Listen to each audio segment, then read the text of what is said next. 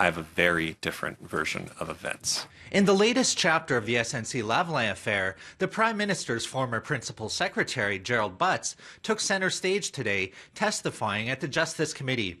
Butts and other senior members of Trudeau's team are accused of pressuring former Justice Minister Jody Wilson-Raybould to help SNC-Lavalin avoid prosecution on fraud and bribery charges.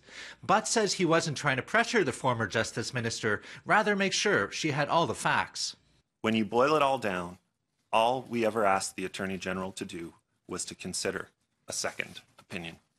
But in her testimony in front of the same committee last week, Wilson-Raybould viewed all those briefings as pressure. In my view, these events constituted pressure to intervene in a matter, and that this pressure, or political interference to intervene, was not appropriate.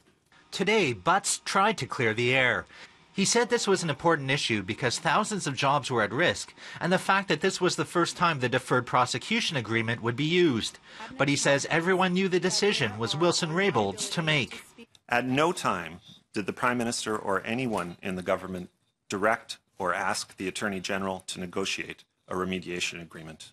Wilson-Raybould believes she was removed as Justice Minister because she would not help SNC-Lavalin. Today, Butts said the cabinet shuffle was done because Scott Bryson stepped down, and he revealed that Wilson-Raybould was apparently offered a cabinet position as Minister of Indigenous Services.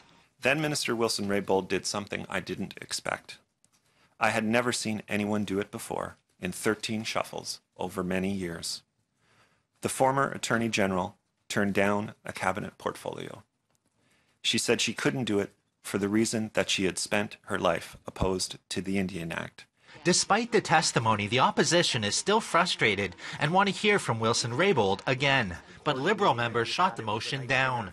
Soon after, Wilson-Raybould sent out a statement saying she would return to committee if requested. She also said her statement to the committee was not a complete account, but only a detailed summary. Regardless of whether you believe her now or not believe her, the reality is there are stark contradictions, and one of them isn't telling the full story. Shannon Proudfoot writes for Maclean's magazine. She believes parts of Butts' testimony directly contradicted what Wilson-Raybould told the committee. I think one of the kind of semantic points that jumped out at people from her testimony last week was, I think it was Gerry Butts and Katie Telford repeatedly using the term solution. We need a solution to this, which sort of suggests it's predetermined that you're going to do something. It's just, what are you going to do?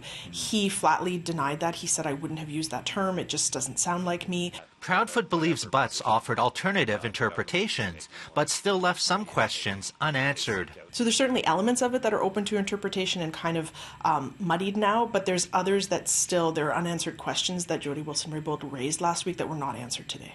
The committee also heard from Canada's top public servant, Michael Wernick, a second time, who believes Wilson-Raybould was not pressured. In Ottawa, Nigel Newlove, City News.